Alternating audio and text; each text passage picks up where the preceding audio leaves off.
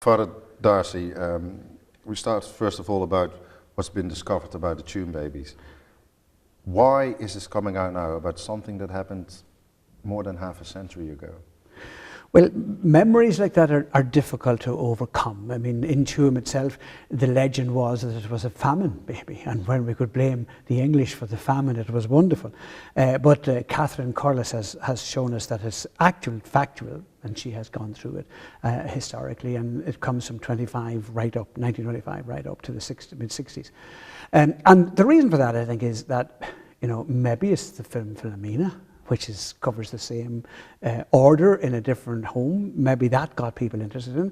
Maybe the time is just right for it. We can really look back at our history now. We have nobody else to blame, not the British, not anybody else. This is our state, this is our religion, and the influence of religion had in it. And maybe now we're at a stage of saying, is that the kind of society we need? I think that's really the reason for it. The facts have been around a long time. The facts have been published and not heeded a long time. Obviously the mothers never went away who had these babies. Some babies survived it, and are there still. So it literally is just a time. We've dealt with sexual abuse, we've dealt with the demolition of the church, we've dealt with the demolition of the financial system within the country.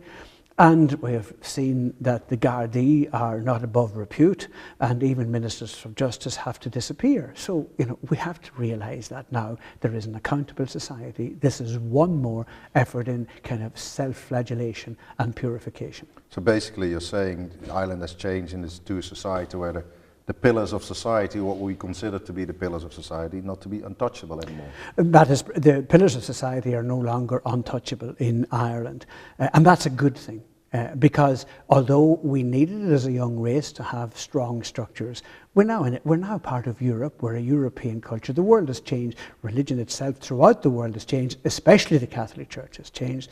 And its high moral standards, which it preached for so long, allegedly, which were mainly sexual mores, has changed, has been seen through the sexual abuse cases to be purely hypocritical and whited sepulchres.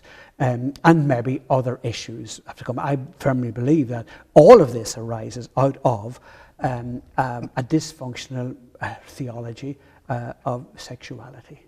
As well as religion coming under the hammer here, society itself has to come under the Enlightenment, because this isn't, one of the big things about this whole case is it isn't just about a church or church structures being damaging.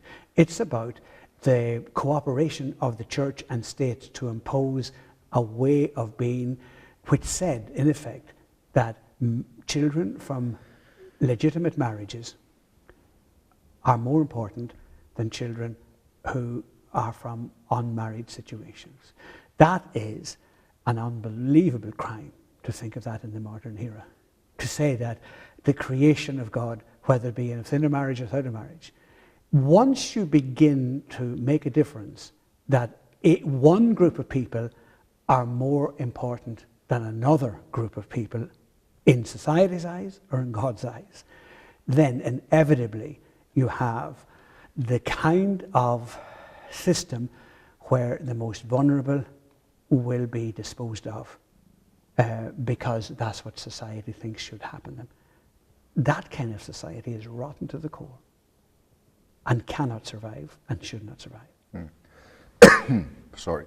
I knew you wanted to cough, that's why I wanted to try and get near the end. That's bothering me, yeah. So the way... I thought you were going to throw up, but I was saying... No, it was just something in my throat. The way those children were treated, it's almost unthinkable now, but if you go back to those times, could you describe the status of those so-called illegitimate children? I remember as a young boy in growing up not far from where we're sitting now, and a number of young girls suddenly disappeared from the area. Occasionally young men also disappeared from the area, never to be seen again. And there were whispers that that they had the young men with the fathers and the young mothers went away to be. I would say that was one way of dealing with it. Very frequently what happened was the child was born and maybe the family decided to rear it. It was reared as the newborn child of the granny rather than of the mother. That's how we dealt with it. It was simply, the perfect example of the whited sepulchre. They were the unspoken, terrible thing that could happen to family. Families cooperated with that. So did the church. So did the state, north and south at that time. And they were puritanical in the worst possible sense. When I became a young priest in Dublin in the late 60s, early 70s, much of my work was with then what were called unmarried mothers. Many of them were then put in homes, and I gave retreats to them in those homes, on days retreats. Always with the hope at that stage of saying to them, that your babies were precious, and be very careful about anyone taking your baby from you. That was my only concern at all of those days, that babies would. And eventually the law changed so that a mother couldn't give up her baby till at least 6 months after the birth. A man called Father Fergal O'Connor set up an institution where he would try to bring the girls from the country and not put them in institution homes, but put them in family homes. But at the background of all of that was that fathers and mothers, and indeed sisters and brothers, were willing to send the pregnant member of the family out of sight and out of mind, because they were more concerned about what the neighbours thought than they were about the welfare of their own child and grandchild. Now, there's a society that is rotten to the core, and there's a society that has to be challenged. Mm. And it's almost a contradiction for us from outside of Ireland, who see Irish people as very social, family-minded people. And I think that Irish people pride in themselves on that they are like that. But this is almost a complete contradiction. Yeah, you're quite right in assuming that Irish people were and are strongly family-orientated. But there was only one model of family. Yeah. And that's the problem. And anything that brokered that model of family simply didn't exist or wasn't acceptable. It was, Catholic families or Protestant families, depending on where they are, marrying other Protestants or other Catholics. People who tried to cross the divides were just as difficult to deal with. Ostracized. And they were very, yes, they were ostracized. They were punished. As I like to think of the ostracized as one word, which is a nice word for it, but it's more than that. They were abandoned. I've been and have done and still am doing marriages between interreligions where parents will not come to it because it is an inter-religion thing. It doesn't happen as often as it used to, but I've won this summer where I'm trying to convince the parents to come. Both parents are the same. The Church of Ireland parents do not want it in the Catholic Church, the Catholic parents do not want it in the Church of Ireland Church, and neither will come. And I must say I have very little sympathy for them. And I make it known to that kind of nonsense is from an era in the past, and we just have to move on. Yeah, but the past is still there then. It is, but some people like to live in the past, and that's what you call prejudice. Yeah. That's what you call ghettoism.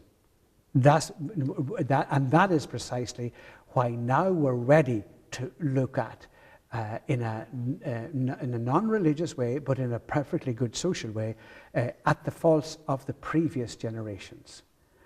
What we do need to understand, though, is that there are just as many faults in the present society, which future generations will condemn as harshly as we are condemning the past now. Like the way it is still, when I go to a jail to visit a family, to visit a prisoner, when I go to a jail to visit a prisoner, the address will tell me why he's there, his home address.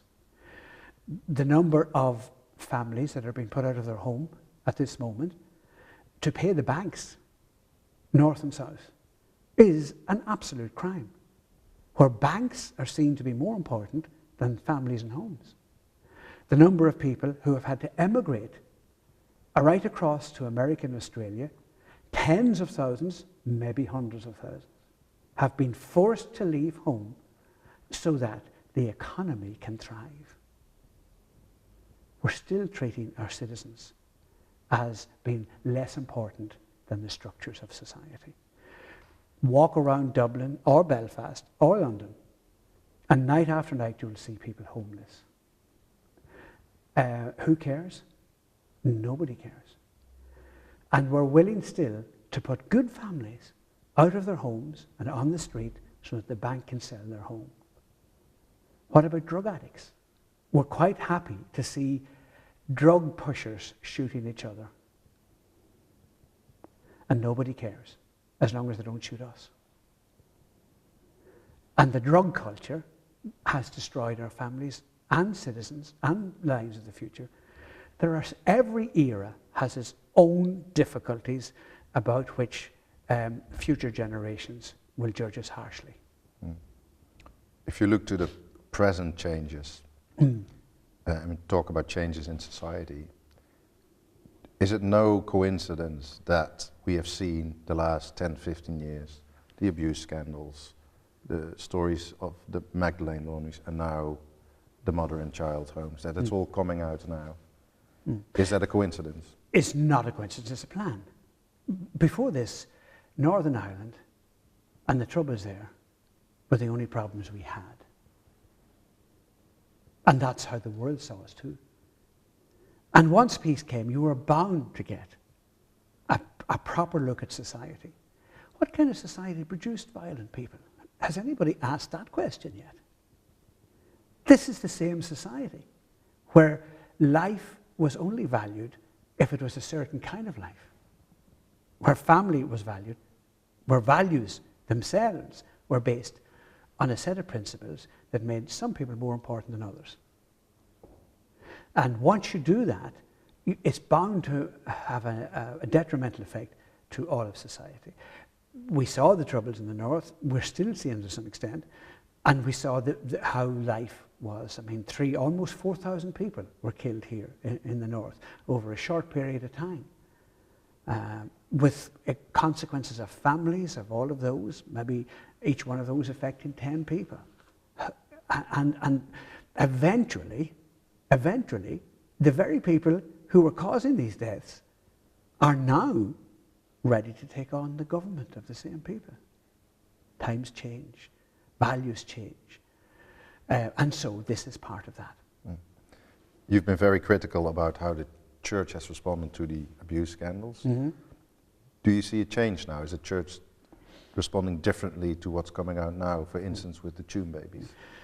There's a difference, but there are reasons for it. I'm not sure that they're all laudable reasons for it. I think the main reason why it took the church so long was because it was in a position of power in the early 90s when the sexual abuse scandals broke in Ireland, north and south, and indeed in Europe.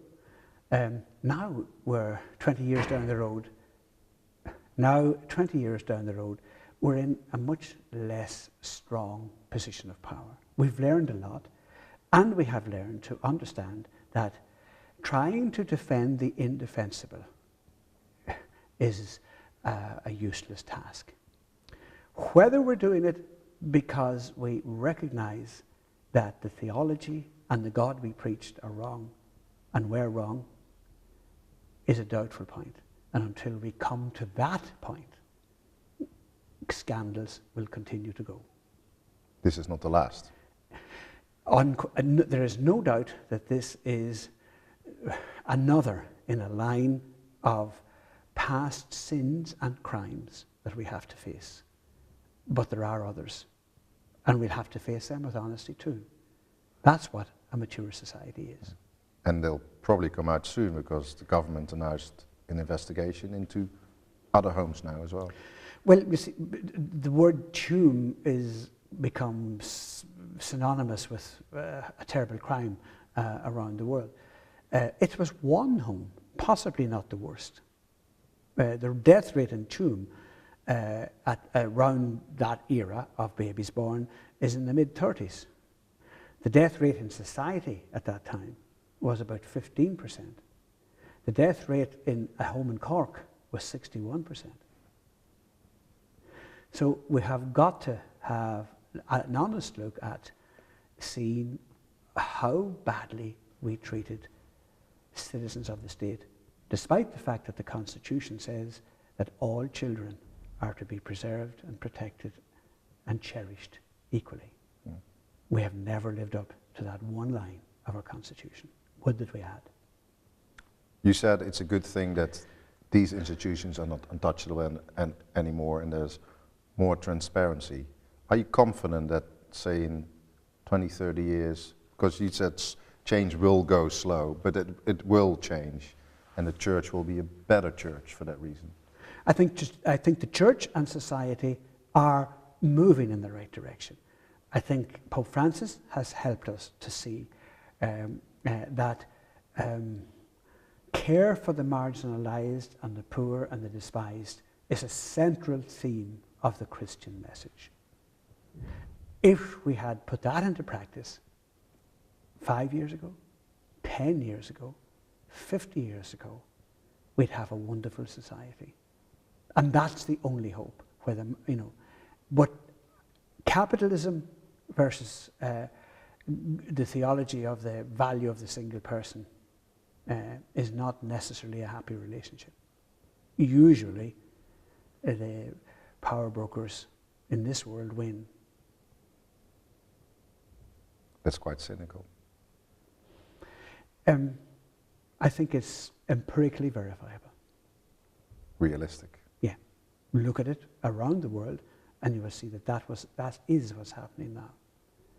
That, that where there is money, there's always money for war. There's never money for the welfare of children.